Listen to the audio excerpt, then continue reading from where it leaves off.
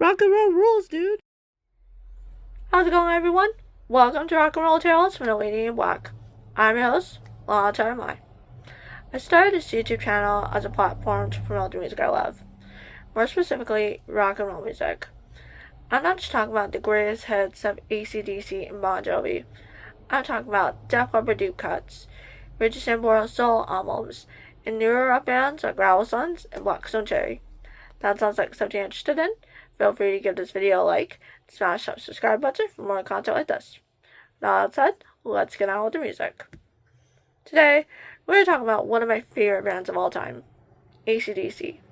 More specifically, the For Those About to Rock, We Salute You album, which came out in November 1981, meaning this album turns 45 this year. To back up a bit, AC/DC are an Australian rock and roll band that was formed by the Young brothers, Angus Young and Malcolm Young. The lineup that plays on For Those About to Rock, We Salute You includes Angus Young on lead guitar, Malcolm Young on rhythm guitar, Roll Rod on drums, Cliff Williams on bass guitar, and Brian Johnson on lead vocals. If you haven't heard For Those About to Rock, We Salute You in a while, I think it's time to give the album another chance because there are a lot more bangers on that album besides the title track. Unfortunately for the band, For Those About to Rock, We Salute You was doomed from the start, being the follow-up to the massive selling Back in Black, which came out in 1980. The recording process was a pain in the butt due to producer Mutt Lange taking forever to find and create the perfect sound for the album. And you can kind of tell with the production because the production is really glossy and polished, way more polished than Back in Black. That, in a Loudwire article, Malcolm Young is quoted saying, "The album, it's full of bits and pieces, and it doesn't flow properly like an AC/DC album should. By the time we completed it, I don't think anyone could tell whether it sounded right or wrong." And what delayed the recording process even further was that the band performed at the Monsters of Rock Festival at Castle Donington on August 22nd, 1981. And that did not go well at all. It was filled with organizational problems.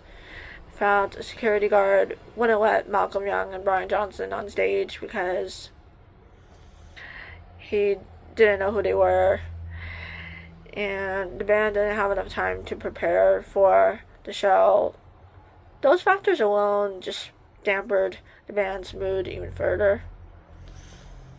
To make matters worse, Atlantic Records decided to release Dirty Deeds Done Dirt Cheap in the States, 1981. To back up a bit, Dirty Deeds Done Dirt Cheap was originally released in 1976 with former vocalist Bon Scott.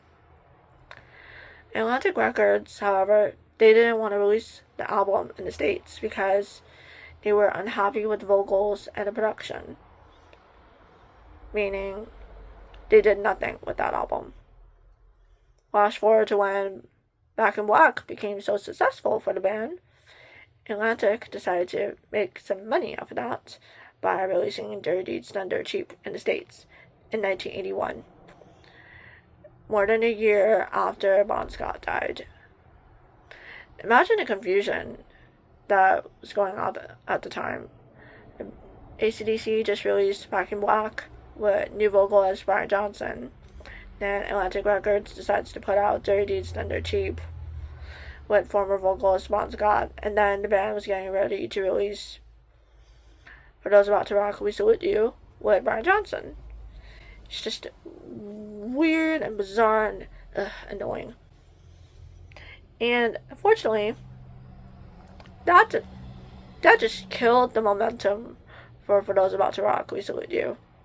But the band was forced to play some Dirty Deeds Done Dirt Cheap songs on the tour that was supposed to promote For Those About to Rock, We Salute You. Meaning all the attention went towards well, most of the attention went towards Dirty Deeds Done Dirt Cheap instead of For Those About to Rock, We Salute You, which really sucks.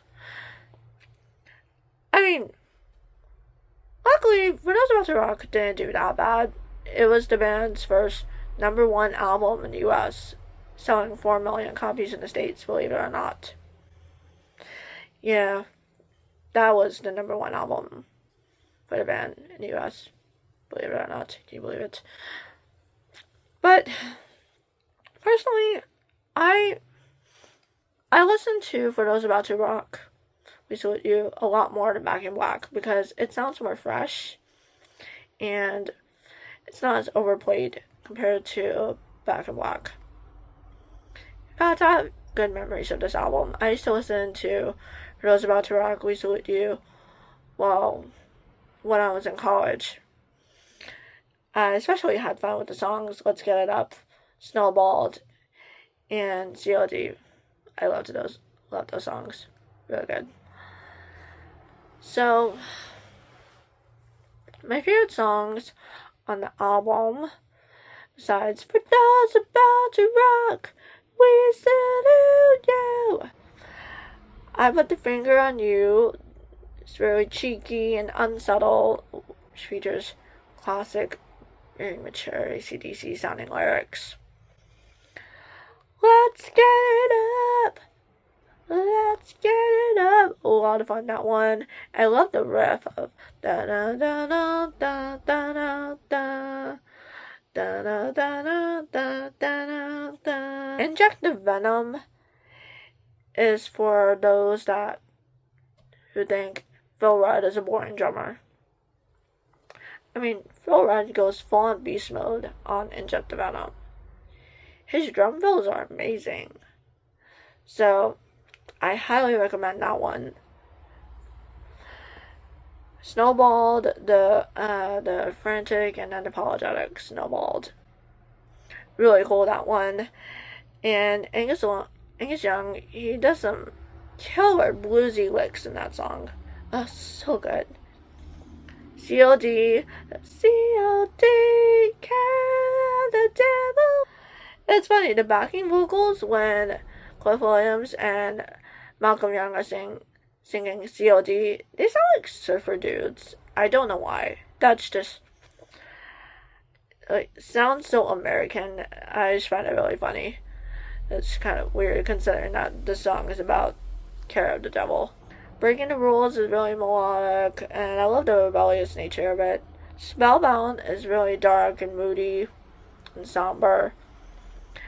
And especially since the lyrics, they're about depression. At least that's how I interpret the lyrics. Really different vibe from what AC/DC normally does in their songs.